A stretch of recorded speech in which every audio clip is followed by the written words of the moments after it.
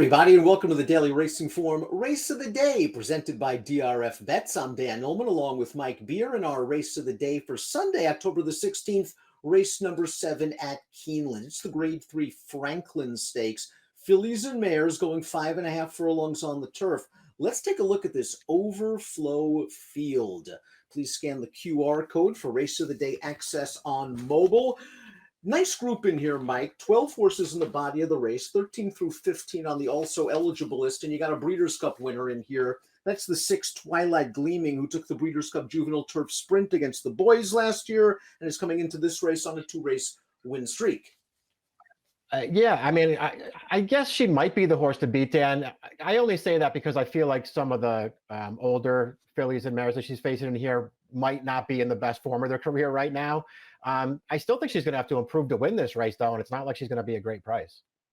She is fast, however, and as we throw up the Timeform US pace projector, we'll see Twilight Gleaming up along the leaders, along with a horse like Creative Credit, who is a stakes winner at Ellis Park on the engine 3 starts back, and Caravel is also fast. The good thing about Caravel is she's also tactical and doesn't necessarily need the lead. Either way, Twilight Gleaming might be in control of this, turning for home. She's going to be forward in this race. I suspect Caravel will be forward also, Dan. We'll see. You're right, though, that she is tactical. If they have to rate her, they can. She just got sort of chewed up at a really fast pace on the synthetic track last time.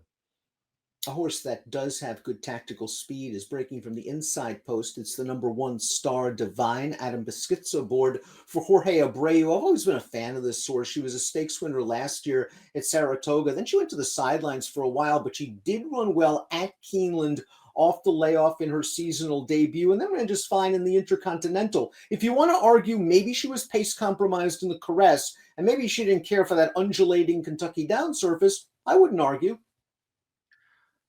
I wouldn't either. I guess I don't care that much about her most recent start. The Caress is a little bit harder for me to forgive. If only she did get wired that day, but she was up close for most of that trip and just didn't have any real kick through the stretch. I thought that was a pretty disappointing performance.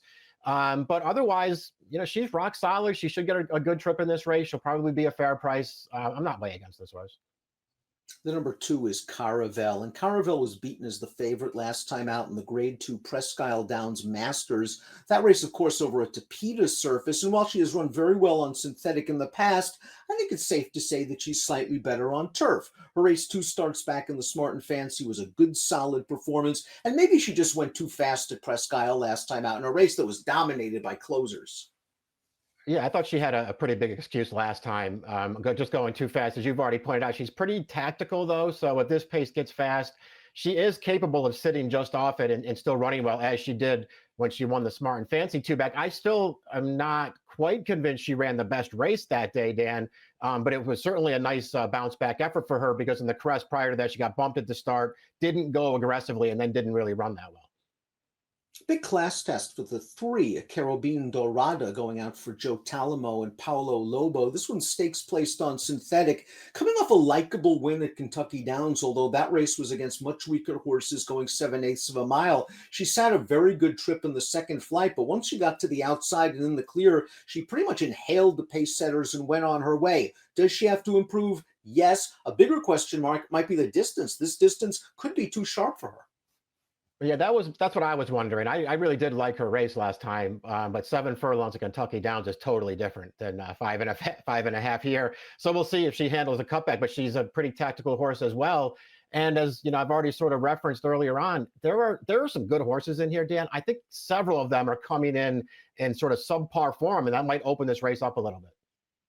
Creative Credit is 20-1. She's up next, the number 4. And it'll be interesting to see how fast Creative Credit can go in the early portion of this race and maybe compromise one of the favorites, the 6 Twilight Gleaming. As I mentioned early, she was a gate to wire winner at Ellis Park, 3 starts back over a couple of these. She then ran at Kentucky Downs, didn't have to love that surface. Last time out at Pimlico, she just didn't get as forward as usual, kind of was in a little bit tight. I think they're going to send her. I'm just not sure if she's willing to handle the pace pressure from Twilight Gleaming and keep going against this class of horse.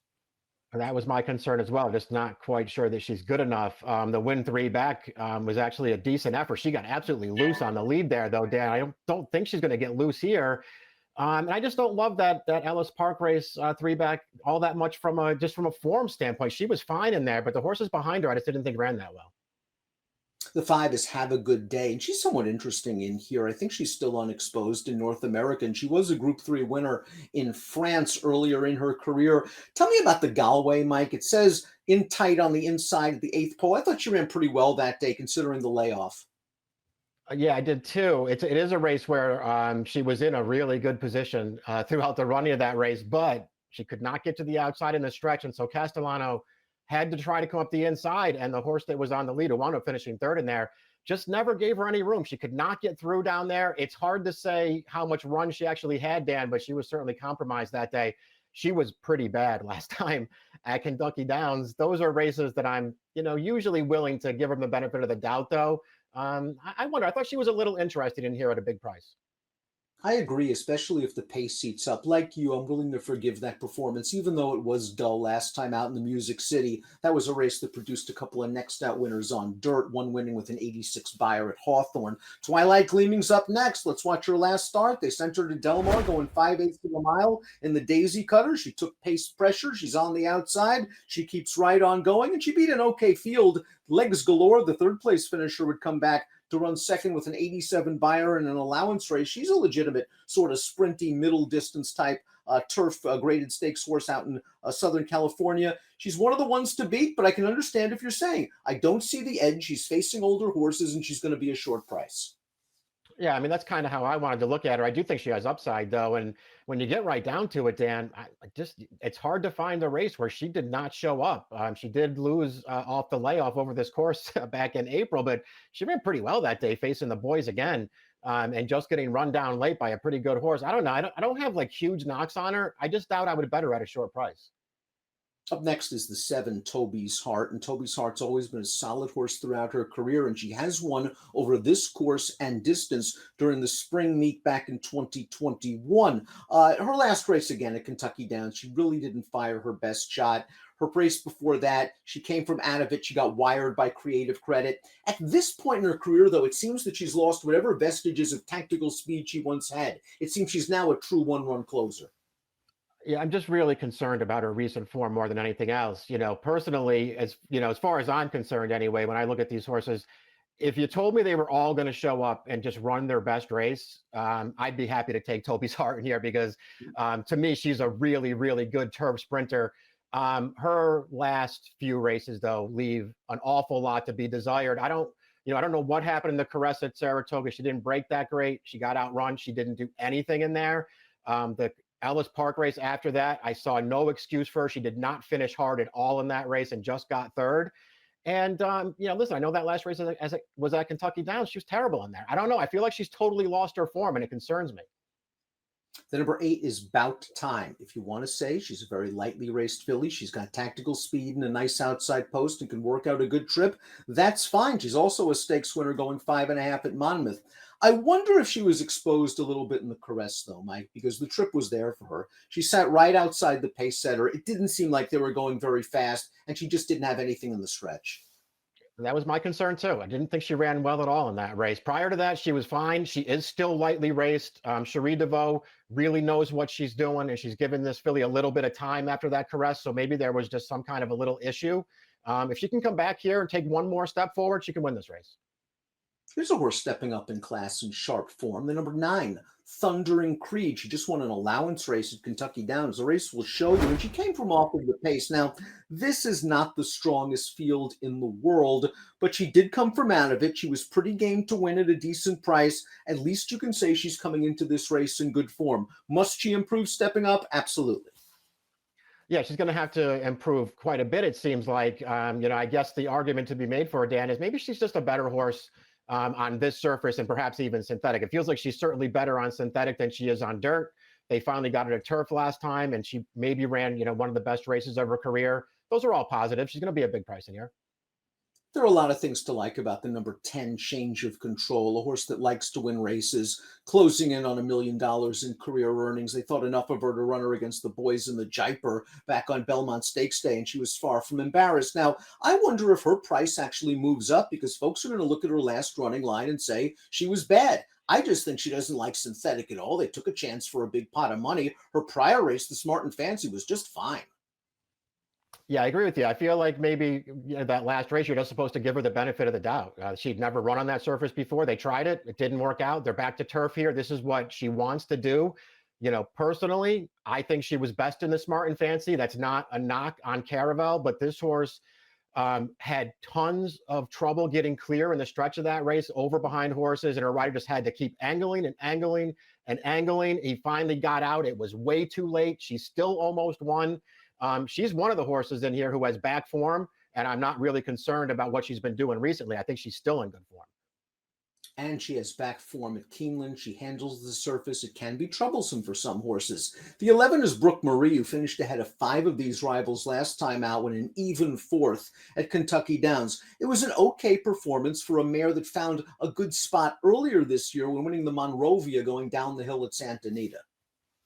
That was a really good spot for her, and she got the job done in that race. They've come back with 3 starts since then that, I don't know, they don't really do a lot for me, Dan. She was one of the horses in here. First of all, she's not a great price on the line. I would want way more than 8-1, and I just feel like she's going to have to run an even better race to beat this field. The final horse in the body of the race is the 12 LZ, and she brings a lot of speed to the party. She could add to this pace a bit and maybe hurt the morning line favorite by pushing it. Her last 2 races, though, have not been very good. She pushed Creative Credit 2 starts back. She tired badly. The race at Kentucky Downs, similar situation. Pop, stop. Yeah, I'm worried about her form since they brought her back from the left. She was in great form earlier this year, though, Dan. I wonder if she can get back to that kind of stuff if she makes the lead here.